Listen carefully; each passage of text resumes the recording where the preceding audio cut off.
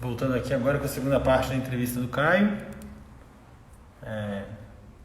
Vamos esperar o pessoal entrar aí de novo. Pra gente recomeçar. Agora é aquela hora que quem tiver história, quem quiser contar coisa, quem quiser perguntar, começa a mandar as mensagens, de preferência naquela setinha que tem ali embaixo, porque ela chega para mim no box de perguntas. Se for no meio do texto, eu vou tentar acompanhando e lendo, mas às vezes eu vou perder alguma coisa. Felipe, eu já perguntei por que papinha, ele já respondeu, depois você assiste lá o comecinho da live e essa pergunta vai ter. O Caio já tá aqui, boa.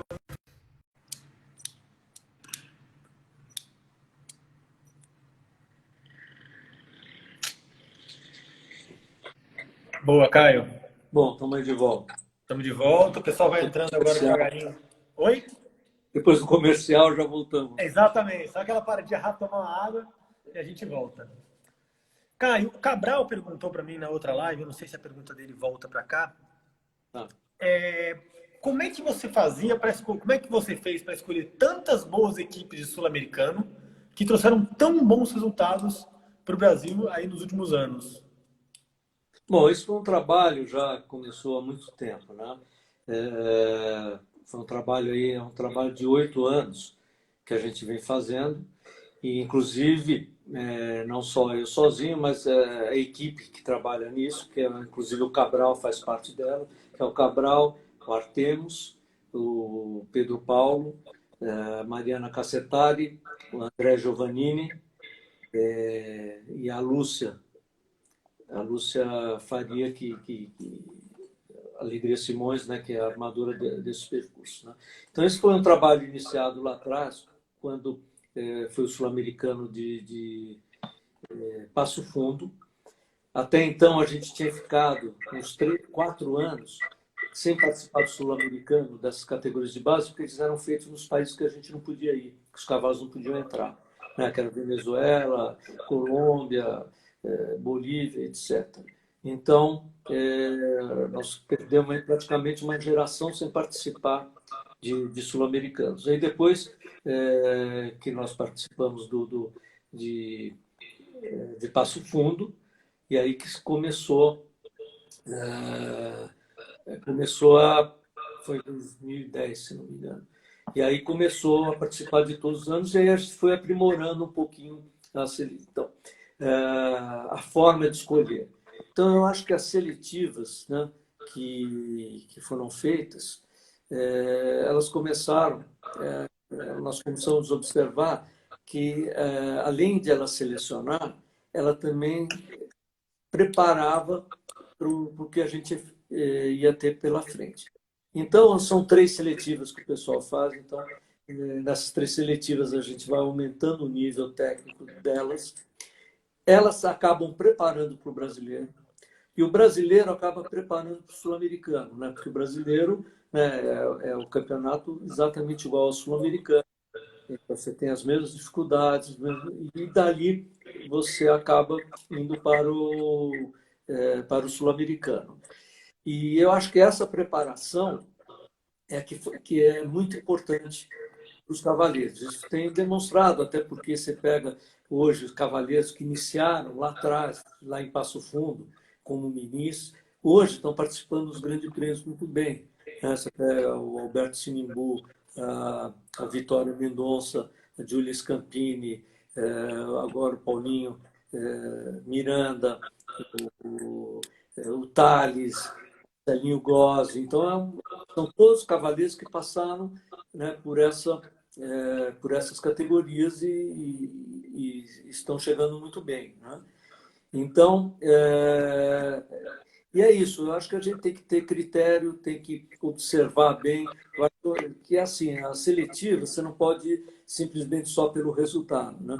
Então, a ideia de observar as seletivas, o que é? Você vai vendo cada cavaleiro como monta, você vê na hora de pressão qual é o cavaleiro que sai melhor, o que sente mais dificuldade. Então, tudo isso vai ajudando para depois na formação das equipes. Né? E realmente, assim, o que o maior prazer de tudo isso é você ver que o Brasil, hoje, ela tem uma equitação, um padrão de equitação, de uma boa equitação. Isso é comentado pelos outros países. Né? Você pega a Argentina, o Chile, eles falam, é impressionante como você pega os brasileiros, são 30, 40 que vêm, que montam muito bem, montam da mesma maneira e tudo. E isso também ajudou muitos profissionais, os professores.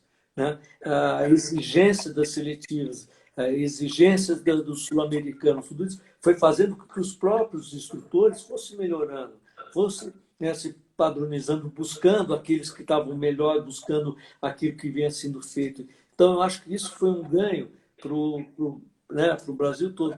Também não só o sul-americano, na época que nós participamos também de Wellington. Nós fomos durante 4 anos com as equipes, né, de Mirim, Júnior e Young Riders para Wellington. Então, também foi um aprendizado muito grande para esses meninos, uma vez que o Rodrigo e o Doda, que lá se encontravam em Wellington, sempre deram um apoio, sempre ajudaram, fizeram questão de ir lá, de fazer o treinamento, de acompanhar nas provas, de ficar torcendo. Então, essa formação para os meninos foi essencial. Então, eu acho que por isso a gente tem uma geração tão boa de cavaleiros. Qual que é o trabalho, efetivamente, de um chefe de equipe? Você era o chefe de equipe dessa molecada, não era? Fui, todos há 8 anos. Acho que eles não me aguentam mais, mas tudo bem. Qual que é a função de um chefe de equipe, no caso de um sul-americano, de uma competição de base, e, claro, se eles dão muito trabalho? Não, é assim, a primeira coisa, a primeira reunião que a gente gente já faz uma reunião para apavorar, entendeu? Embora muitos estão acompanhando, eles sabem que a primeira reunião é aquela que você... Porque assim, você está com 40 garotos, tá certo? Se você não botar uma ordem, se você não botar né, uma responsabilidade, o negócio vira bagunça. Então, primeira reunião é onde você põe todo mundo na real, e que é verdade, né? Que estão ali, né? O que a gente fala, vocês não estão aqui para divertir, não estão passeando, não estão de festa, vocês vieram representar um país. Né? E outros que queriam estar aqui não vieram por situações, vocês estão aqui porque vocês merecem, mas né, vocês têm que encarar isso assim. E assim, não vamos admitir. É lógico que brincadeira, essas coisas sempre tem, mas não vão admitir abuso. Você não volta para o Brasil, sai da equipe, vai ser suspenso, enfim. A gente lida um pouquinho com isso. Mas o chefe de equipe é um pouco isso. Eu acho que, principalmente, você tem que passar confiança para eles.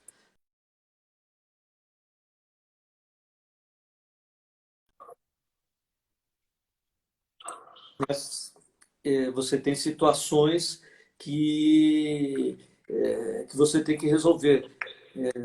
Um que caiu, o outro que foi eliminado. Então, você tem que saber também, de uma forma correta, colocar. E eu sempre falo o seguinte, você, quando forma uma equipe, é o seguinte, primeiro, todo mundo acha que tem condições de estar na equipe. Tá certo? Todo mundo acha que tem condições de estar entre os 5. Depois dos 5, todos acham que tem a condição de ser os titulares e não ser o reserva. Então, é sempre desgastante você ter que escolher os 4, enfim.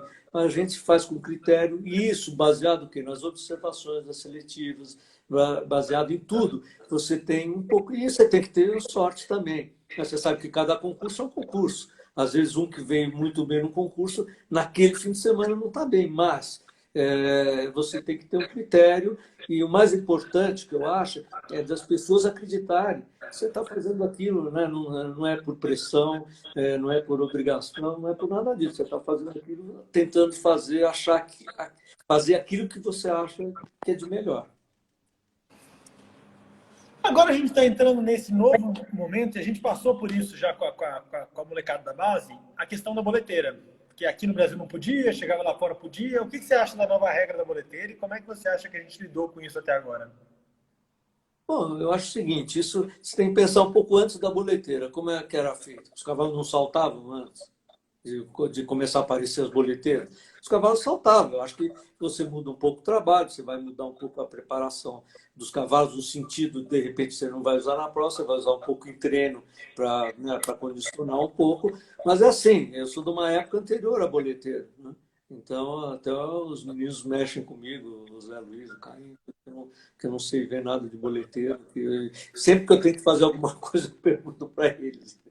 Então, o que eu acho é o seguinte, a ideia de se tirar o boleteiro, que eles querem dar uma condição melhor do cavaleiro, né? De ter uma porcentagem do cavaleiro, que o cavaleiro possa fazer alguma coisa, a diferença a mais. Né? É, onde você pegava antes, que o cavaleiro representava 60%, 70%, né? O cavalo 30%, 40%, depois passou mais ou menos meio a meio, e hoje é o contrário, hoje você tem 30%, 40% o cavaleiro e 60% o cavalo. Então, o que eles querem com isso é fazer com que o cavaleiro tenha uma porcentagem maior. Então, eu acho que os bons cavaleiros vão se beneficiar do uso da boleteira. Show. Tá mudando também, né, a gente teve essa discussão de algumas vezes aqui nas lives, o formato olímpico para 2021. O que você acha do novo formato? O que eu acho é o seguinte, eu acho que foi um formato político e não pensando tecnicamente, né? Porque o formato sempre foi aquele que sempre deu certo, sempre, né, correspondeu bem com o descarte, enfim. Eles quiseram botar mais bandeiras, mas também vai botar que países que vão entrar aí. Os países vão ter condições de fazer uma Olimpíada, né? Enfim, aí entra um pouco a parte política, porque são pessoas que estão investindo muito no esporte, são países que têm muito dinheiro, eles precisam ter a chance de ir para uma Olimpíada, tudo isso. Mas, como você vai piorar tecnicamente o resultado, né? Porque você com 3 cavaleiros, aconteceu um acidente com um, você pegar a história das Olimpíadas, sempre tem um cavaleiro que fica no caminho, alguma coisa assim, e você vai acabar com uma equipe por causa de um cavaleiro. Eu tive até, eu vou organizar, se não for essa semana, acho que na próxima, um papo com o Teixeira esses tempos atrás, que ele até me cobrou aqui na live dele, eu não perguntei isso, ele queria falar, e ele me falou uma coisa muito curiosa, que, por exemplo, no revezamento 4x100, nos Estados Unidos, sei lá, de corrida, se uma pessoa tropeçar e cair, não tem descarte para aquela pessoa, a equipe inteira perde. Se no futebol, nos 45 do segundo tempo, o goleiro sair do gol ou cair, não tem chance, né? Por que no hipismo tem, né? Qual é o diferencial que a gente tem no esporte do hipismo que tá tudo bem se o seu companheiro de equipe foi eliminado e a sua equipe não é prejudicada porque você fez um zero e supriu ele? O que eu acho é o seguinte, eu acho que são formatos que estão dando certo ou não. Eu acho que depende do esporte. Eu acho que cada esporte tem a sua característica, né?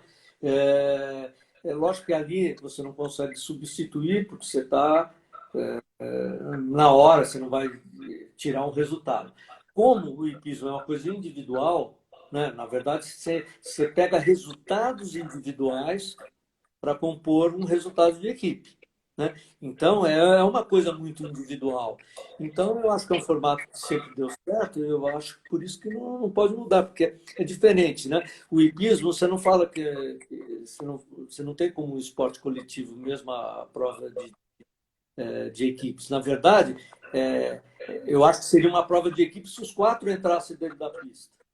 Tá certo? E os 4 não saíssem, lá sei eu, cada um fazia metade de um percurso e não sei o quê, passa o bastão para o outro e o outro salta. Aí seria uma disputa de equipe. Agora, no nosso esporte, ela é uma disputa individual, onde você pega os resultados individuais para computar por equipe.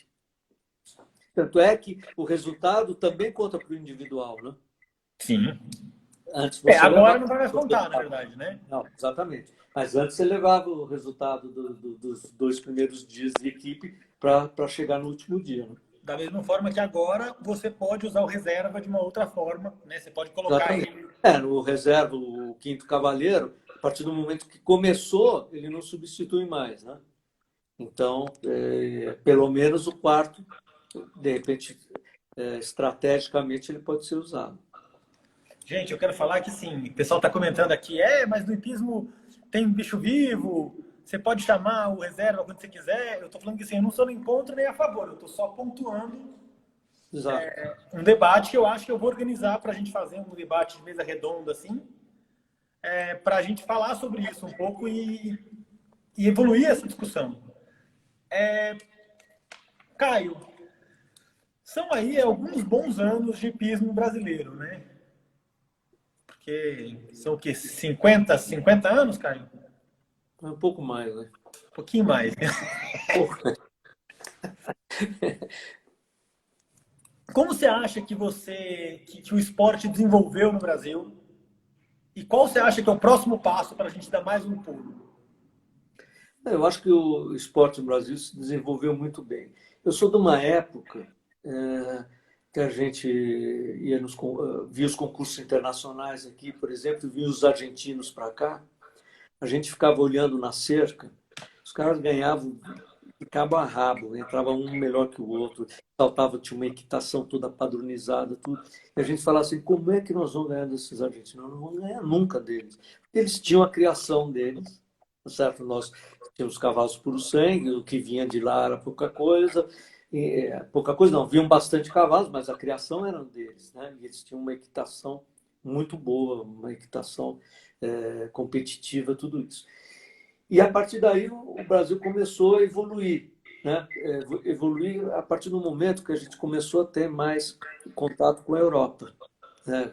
Cavaleiros foram para lá, começaram a lutar lá, foram fazer clínicas, foram montar um pouco lá, voltaram. Aí nós começamos a melhorar muito a equitação nossa. Depois começou a criação do nosso cavalo. Ela foi de uma forma, e eu vejo hoje, assim, em termos de equitação de cavaleiros, nós temos cavaleiros espetaculares, né?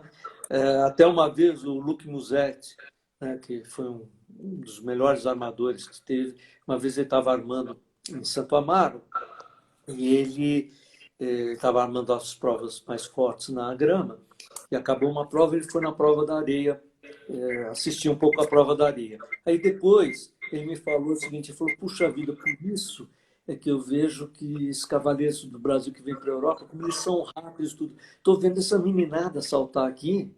Ele falou, eu estou impressionado com eles, da forma que eles... Agora eu estou entendendo por que eles chegam lá na Europa e montam dessa forma, né? Então, eu acho que nós conseguimos isso primeiro padronizar e melhorar toda a equitação dos cavaleiros. Agora, nós estamos num momento de melhorar a nossa criação. E isso começou a ser feito a partir do momento que nós começamos a se importar com as éguas, com a linha materna dos cavalos. Você vê que a nossa criação diminuiu em quantidade, mas ela melhorou muito em qualidade. Então, eu acho que o próximo grande passo que o Brasil tem que dar é nos cavalos, na criação dos cavalos, que hoje tem cavalos com muita qualidade, tem cavalos que podem ser muito bons, e tem, sim, ter um programa para que eles possam ser feitos de uma forma correta para se poder chegar lá. Então, eu acho que o grande passo que o Brasil tem que dar agora é na parte dos cavalos. Sérgio, na parte da formação, talvez, não Na só da formação criação. dos cavalos. Exatamente. Eu acho que hoje nós temos cavalos com qualidade, produtos com qualidade, e a gente tem que pensar na formação desses cavalos para a gente poder ter lá na frente cavalos melhores. Espetacular. Você foi armador, né, Papinha? Você também armador. Sou armador também. Fiz alguns cursos de armador. Eu brinco assim, eu adoro armar, mas eu detesto ser armador. Eu gosto de você pegar assim, 16 provas, entendeu? De quinta a domingo. Isso aqui é puxado, né? Agora você tem que pegar um dia de prova. Por exemplo, são as provas que eu armo. Normalmente na Baronesa, isso você faz anos que eu armo, que é um dia de prova. Armar no Larissa também, que faz muito tempo que eu armo lá também, é um dia de prova. Eu armei alguns grandes prêmios na época paulista. Isso eu adoro fazer e eu gosto de armar. Assim. Vamos lá. O Felipe Musi me perguntou aqui em privado, porque ele não gosta de perguntar no live, porque ele fica com vergonha, mas já cansei, vou expor mesmo. Como é que era dar aula para seus filhos? Você era muito duro? Como é que você separava pai de treinador? Eu sempre fui um pouco duro, mas com todos os alunos, né? Não era só com eles. Até porque a gente vem de uma escola anterior que, pela própria armação dos obstáculos, tudo aquela pesada, você tinha que ter uma equitação mais agressiva, você tinha que ser. Eu sempre falo o seguinte: hoje, naquela época, era muito difícil assaltar a prova forte que os cavalos viravam de ponta cabeça. O cara errasse uma distância lá da São Jordânia, não ficava nada, virava todo mundo de ponta cabeça, era muito complicado. Então eu falo, hoje é muito mais fácil você saltar a prova forte, mas hoje é muito mais difícil você ganhar a prova forte do que era naquele período. Então, assim, para você ter uma ideia, o general Portinho, né, que foi da federação, era instrutor também, um dia ele chegava para a gente e falava assim, olha, não é tu que marca a distância na linha, é o cavalo. Você cai no chão e empurra. E deixa que o cavalo faça a distância para o obstáculo. Então, tudo isso levava uma equitação mais agressiva. E com isso também você tinha uma instrução também mais agressiva, porque você tinha que agredir mais o cavalo. Então, era muito na base do grito, na base, né, de jogar. Então, isso para chegar Então, eu era um pouco duro com eles, né? Porque lá atrás também a gente já trazia um pouquinho disso, de gritar. Mas o que acontece? Os meus filhos, eu colocava eles juntos, eles tomavam aula juntos, que era o Pedro, o Cássio, o Zé Luiz, enfim. Então, eu conseguia dividir um pouco, né? Não ficar só com ele, não era uma aula só em cima dele. Agora, quando eles saíam da pista, eu moía, todos eles. Entendeu? Mas também é o seguinte, mas eu moía como professor. Depois, como pai, eu não chegava em casa e continuava o assunto. Para mim, o assunto acabava ali. Fora da pista, eu esculachava, mesmo brincadeira. Até hoje, às vezes, gozado do Pedro, Vênus me liga, às vezes fala, Papinha, você está precisando vir aqui na Europa e me dar uns esporros, porque não é possível, eu fiz uma falta ali, eu estou precisando que você venha aqui dar uns gritos comigo. Maravilhoso. Vamos lá. Essa é uma pergunta que eu não sei nem se ela é bem verdade. Não sei quem é, porque chama deve ser o Coelho da Fonseca, imagino eu. Por que no Brasil, instrutores mais novos e inexperientes têm mais alunos do que os experientes como você? Sim, eu acho que a vida é um pouco assim, né?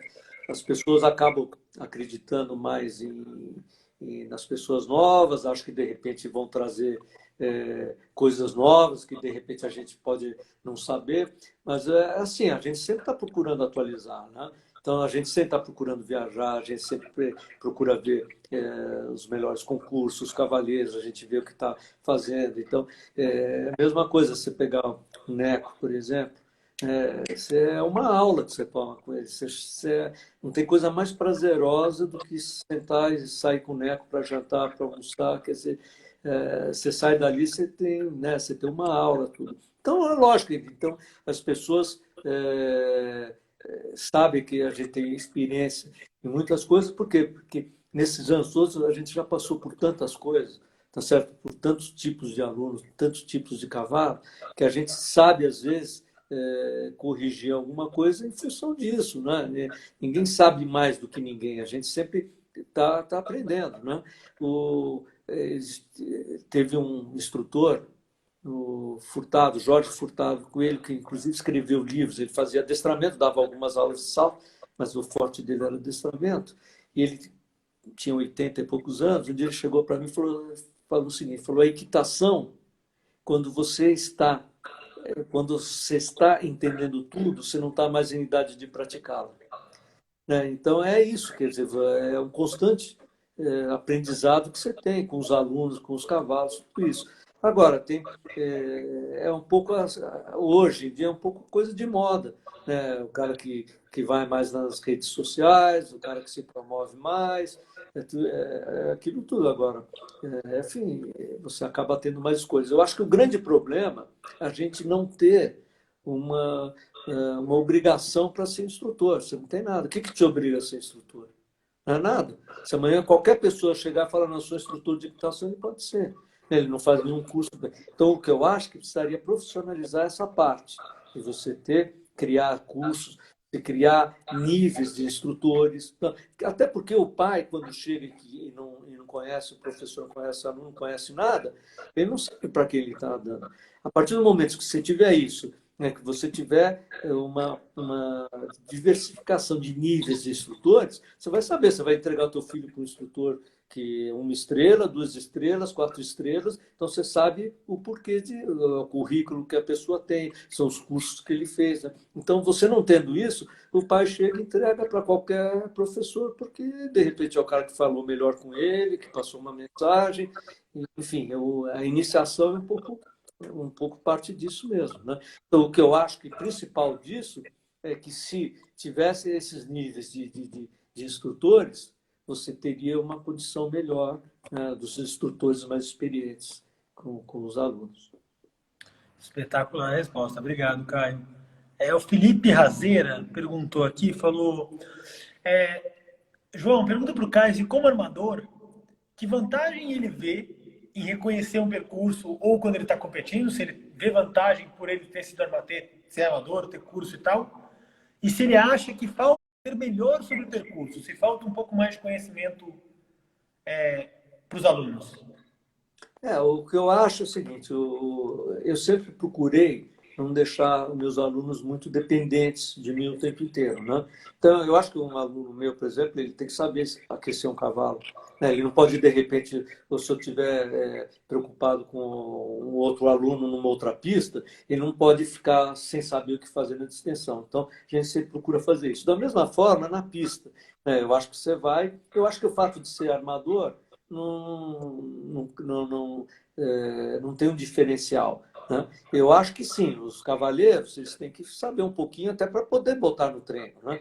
Então, o que acontece? O que eles encontram nos percursos que os armadores fazem, ele traz para o treino e vai armando de acordo com a dificuldade de cada aluno.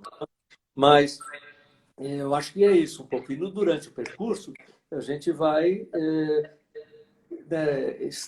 estabelecendo uma estratégia para cada aluno, mas eu gosto sempre quando eu vejo o percurso com o aluno, depois eu falo para ele, fica aí na pista, dá mais uma olhada, vê mais um pouco, volta a conversar, ver se tem alguma dúvida. Então, eu sempre acho que é importante isso. Eu acho que o professor tem que ir junto, tudo, mas o aluno tem que ter um pouquinho de independência, até porque numa hora de decisão, ali ele vai ter que decidir de uma forma ou de outra, numa linha. Isso. Muito bom. Essa é uma pergunta da Bia Cury e é uma pergunta que eu vou dividir em duas, que é: com que frequência semanal ele aconselha fazer trabalho de plano? Mas eu acho mais importante perguntar o que você acha, qual a importância do trabalho de plano para o cavalo do salto? Bom, o trabalho de plano é essencial, né? Porque hoje, pelas dificuldades que você tem de percurso, né? Com as linhas que você tem, tudo isso é muito importante. O cavalo está respondendo muito bem na parte de plano. Então, quanto mais você conseguir que o cavalo te atenda, que ele atenda as ajudas, tudo, mais fácil você vai conseguir realizar aquilo que você programa para a prova, para o percurso. Né? Então, a parte de plano, sem dúvida, vocês sabem, quando a gente era garoto, a gente testava, né? A gente queria só saltar. Né? Mas depois, com o tempo, você vai vendo quanto isso é importante. Né? Então, um cavalo de salto, ele para estar pronto, ele tem que fazer uma prova básica de adestramento tranquilamente, e fazem. Né? Então, o trabalho no dia a dia é isso. E a parte de salto, eu acho que depende muito da programação que você tem que fazer. Você tem que fazer, depende daquilo que você tem para frente, e aí você faz uma programação de salto, né? de trabalho, de ginástica, de salto. O Neco sempre falou uma coisa muito verdadeira, você vê todos os cavalos do Neco duraram muito tempo saltando. Todos eles, né, duraram lá 8, 10 anos saltando prova forte, tudo, que é uma coisa. Por quê? Porque ele sempre soube programar muito bem essa parte de treinamento. Né? E ele sempre falou, cada salto a mais que você der no treino é um salto a menos que você dá na vida útil do cavalo. Então, isso é muito importante, né? Você saber treinar, você saber nas preparações que a gente fazia lá na casa do Doda para Pan-Americano, Olimpíada, tudo, durante a preparação, a gente sempre marcava o número de saltos que se dava no treinamento. Certo? Então, esse treinamento foi quanto? Você deu 25 saltos, outros 30 saltos. Né? Então, essa era a média para segurar, para não deixar passar do ponto. Né? Então, eu acho que é muito importante, lógico, você saltar, mas você sempre está com o cavalo bem para o concurso. Maravilha. Eu vou fazer agora mais duas perguntas para a gente fechar em 1h30. Então, queria já agradecer a todo mundo que participou, agradecer a Maluzinha pelo canal de Pismo que está dando a força aí para a divulgação e lembrar que amanhã às 8 vai ser com o Marcelo Arteaga, que é outra lenda e outro cara muito rodado no nosso esporte. Vai ser espetacular, sem dúvida. Marcelo é um cara que entende de tudo. Mas deixa eu botar aqui duas perguntas finais. Uma delas... Cadê? Onde é que estava? Eu tinha visto aqui. Qual foi ou quais foram as maiores dificuldades que você enfrentou na sua carreira? Bom, uma das maiores dificuldades foi no sentido de conseguir cavalos. Né? No início, né, que eu montava cavalo emprestado, né? Até uma determinada idade. Então, eu conseguia o cavalo aqui, outro lá. Então, a minha maior dificuldade era de ter um cavalo que eu pudesse fazer um conjunto e seguir. Né? Isso fui ter a partir dos 16 anos, 17, quando eu comecei, 15 anos, 16, que eu comecei a montar com o Zé Luiz Guimarães, meu sogro, e não nessa época, né? Foi bem depois. Mas ele consegui ter mais cavalos, embora ele fosse comerciante, né? Ele vendia os cavalos, mas aí eu fui tendo uma base maior, né? E as dificuldades, elas são um pouco assim de épocas, né? Depois eu tive um acidente do joelho, jogando futebol. Eu rompi os 2 tendões, fiquei 6 meses sem montar. Os médicos falaram, olha, não sei se você vai voltar a montar, porque a gente não sabe. Quer dizer, naquela época ainda era uma medicina mais atrasada, evidente. E então esse foi um período difícil, que eu passei 6 meses sem saber se eu ia voltar a montar, se tudo isso. Então, depois eu consegui, voltei e tudo. Então, para mim, esse foi o período mais difícil que eu passei dentro do esporte. Futebol teve casos já bem complicados. Eles estavam contando, o Pedro contou esse dia que o Steve se machucou antes de jogar na prova. É. O meu médico, quando ele falava assim para mim, ele falou, escuta, os caras que só fazem isso, se preparam para isso, fazem ginástica, se preparam e se quebram, vocês que não fazem nada, vocês vão achar que vou chegar lá não vai acontecer nada. É por aí. Mandaram aqui outra pergunta que eu acho que é boa. Eu acho que eu vou fazer ela até... Vou deixar ela por último. Papinha, qual seria o seu Dream Team numa equipe olímpica? Quem seria? Pode ser da história, da sua história, né? Das suas gerações até hoje em dia. Quem seriam os 4 cavaleiros que você colocaria lá numa Olimpíada 2021 ou qualquer ano que se fosse? Duro, hein? Bom, colocaria Nelson Pessoa, Rodrigo Pessoa. Isso se diz do Brasil, né? Do Brasil, do Brasil. Felipe Azevedo.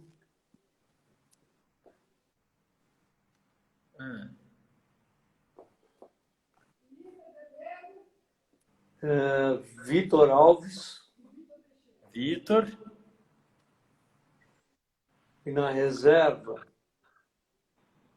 eu colocaria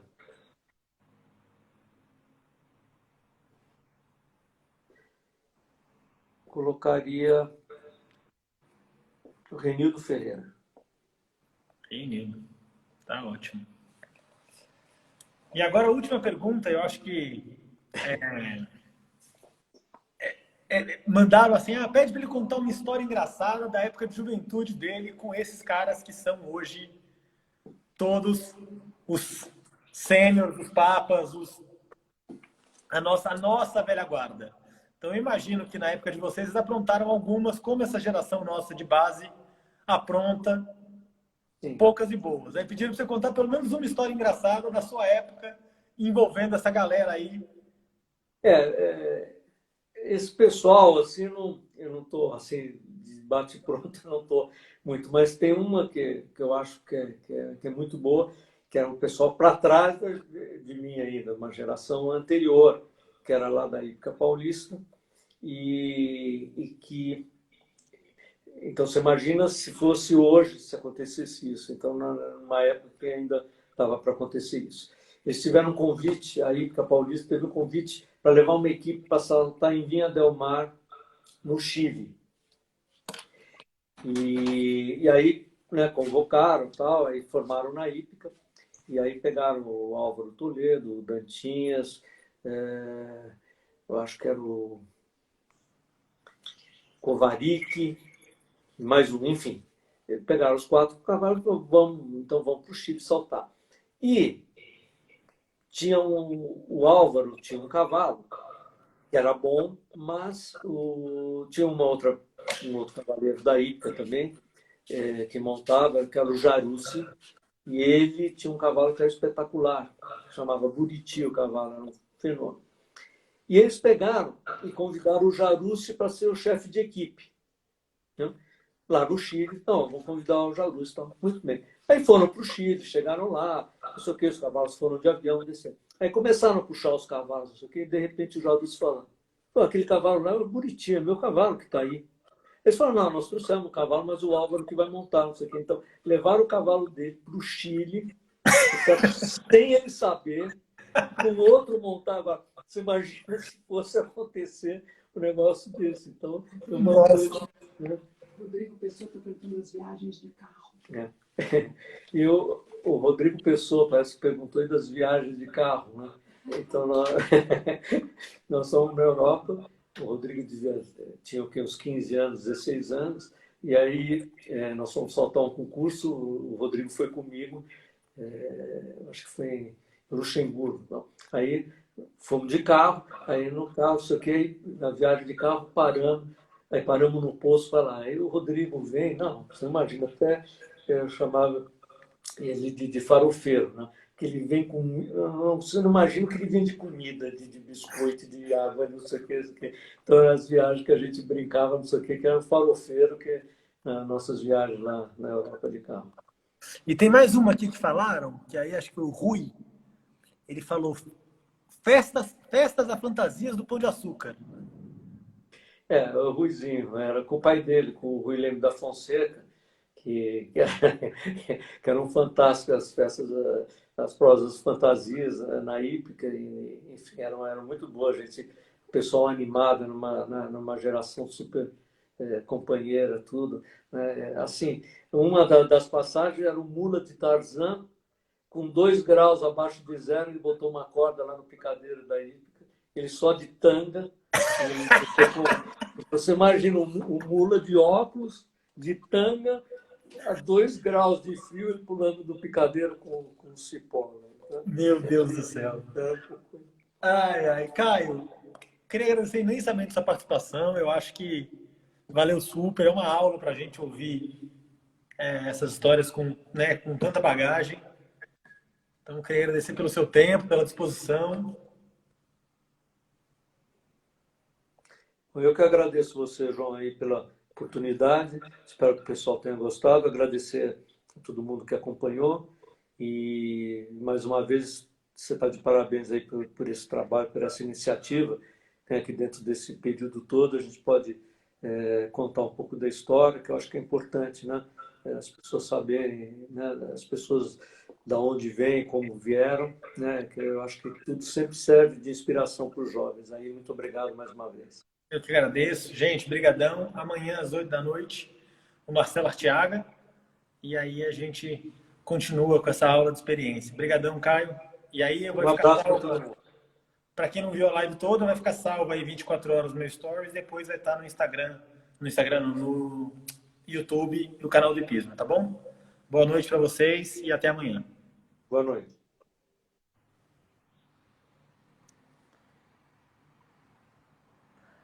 Bom, valeu, pessoal.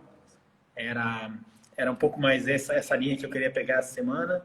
Chamar um pessoal um pouco mais experiente, com um pouco mais histórias que a gente não tem tanto acesso no dia a dia. E dentro do possível aí, eu estou super aberto para quem quiser conversar e quem tiver indicações de nomes. Eu não estou chamando muito mais gente porque eu faço a minha programação aí com uma semana de antecedência, mais ou menos. Então, eu estou preparando agora, começando a pensar na semana que vem, para não chamar ninguém com 20, 15, 30 dias de antecedência, que eu acho que fica muito distante. Então, tá bom? Amanhã, 8 da noite, com o Marcelo Arteaga. Tamo junto. Até lá.